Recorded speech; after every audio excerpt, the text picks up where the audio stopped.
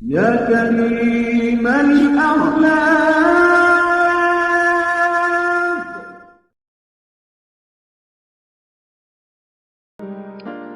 Diawali dari bahasannya Imam Ghazali tentang awal mulanya cinta.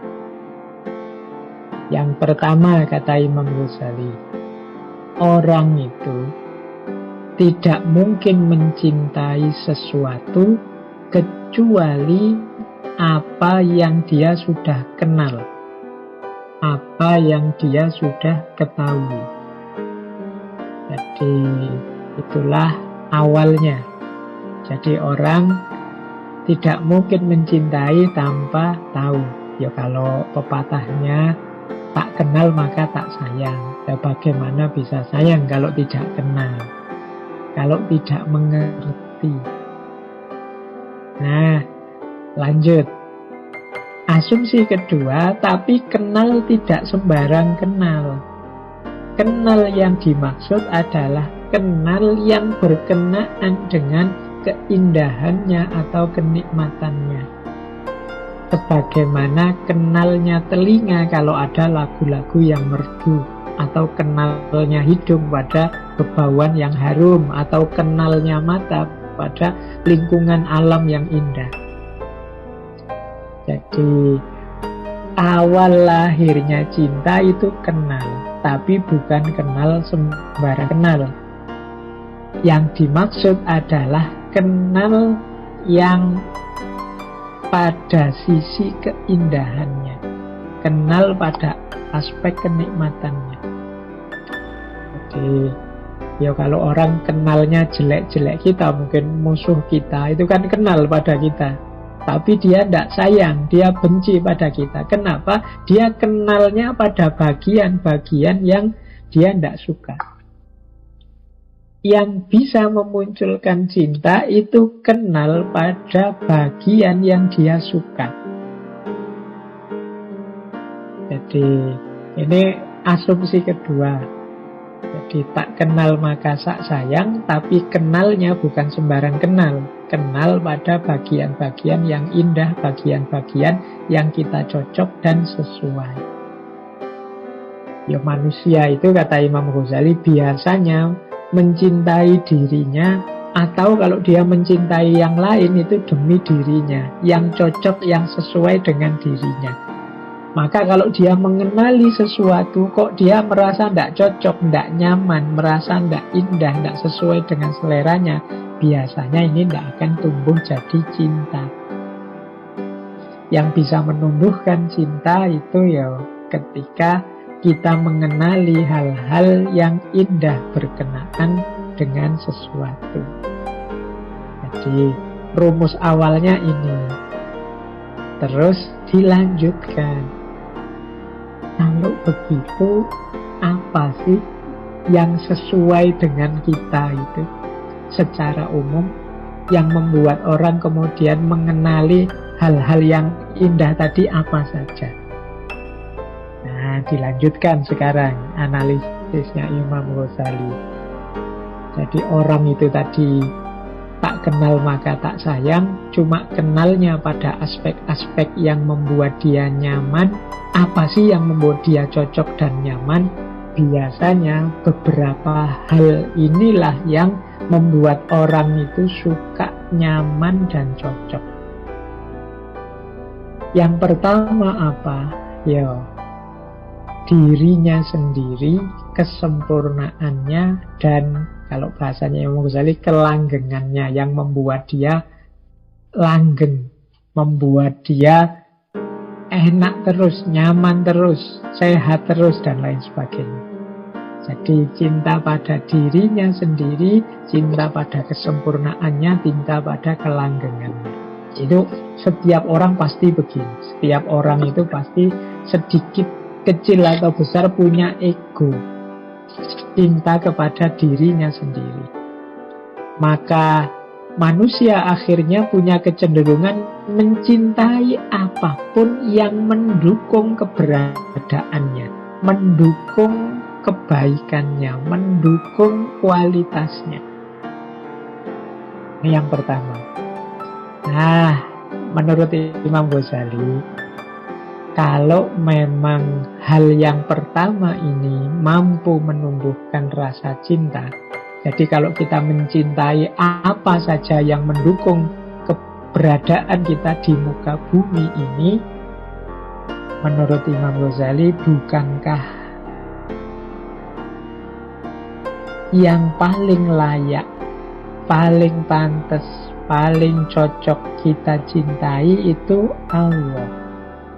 Bukankah Allah yang membuat kita ada, membuat kita berada, membuat kita mengada dengan segala kedirian kita saat ini?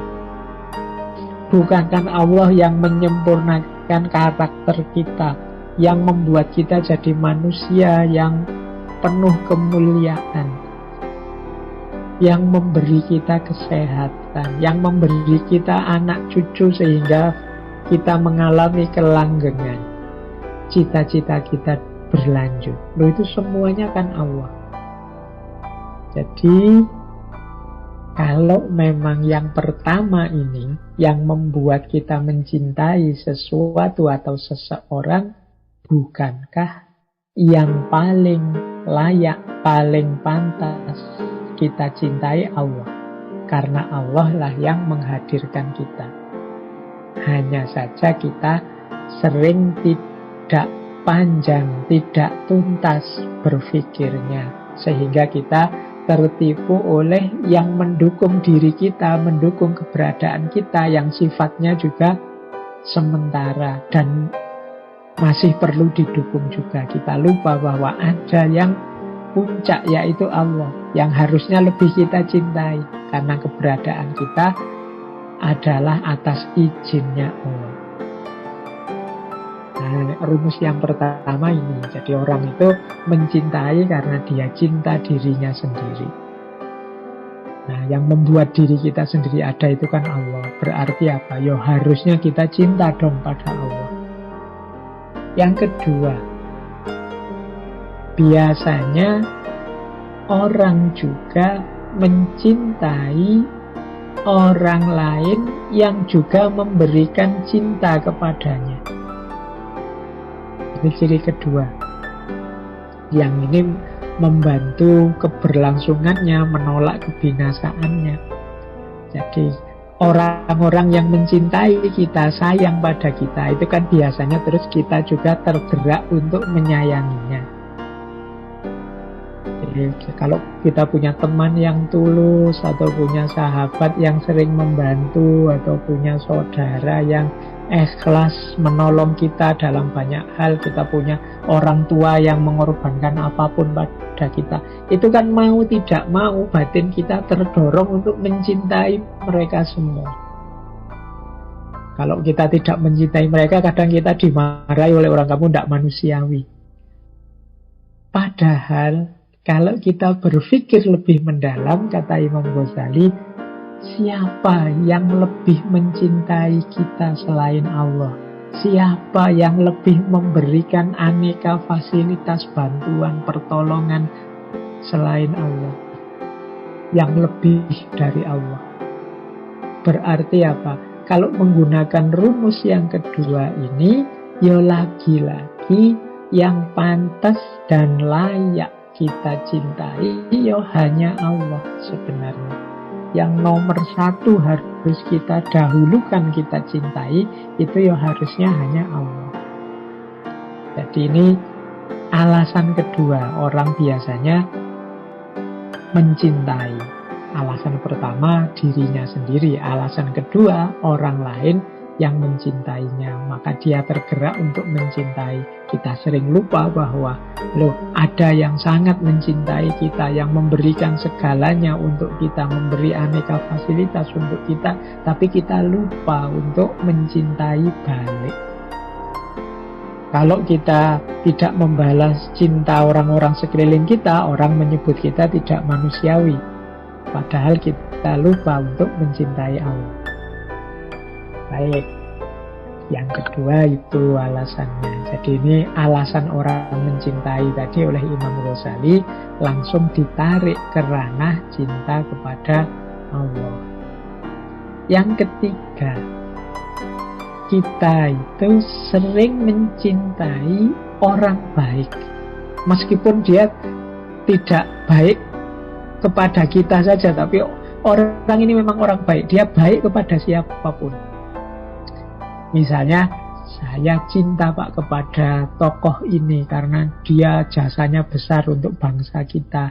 Saya cinta kepada pahlawan yang itu, dia mengorbankan hidupnya untuk Indonesia ini. Kita akan cinta, suka kepada orang-orang tulus, orang-orang yang mau berkorban, orang-orang yang menyebar kebaikan kemana-mana, meskipun tidak langsung kena kebaikan itu pada kita. Intinya kita cinta orang baik. Nah, tapi kata Imam Ghazali, kita sering lupa untuk mencintai Allah, padahal Allah itu maha baik kepada siapa saja. Allah itu Rahman Rahim, kasih sayangnya tidak terbatas. Jadi kita senang, kita cinta pada orang-orang baik, tapi kita lupa pada yang maha baik. Hubungan kita dengan Allah masih belum ada di level mencintai. Nah, ini menurut Imam Ghazali penting untuk kita prihatinkan. Bagaimana kita bisa ngaku manusia yang baik, hamba yang baik, wong kita belum bisa mencintai Allah. Harusnya kalau kita kagum kemudian cinta pada orang-orang baik, harusnya kita juga mencintai Allah, Zat yang maha baik. Nah, yang keempat, ini alasan-alasan orang mencintai. Kita biasanya juga cinta pada segala sesuatu sesuai kualifikasinya. Biasanya kita, Pak, saya suka yang indah-indah, Pak. Saya suka yang cantik-cantik, Pak.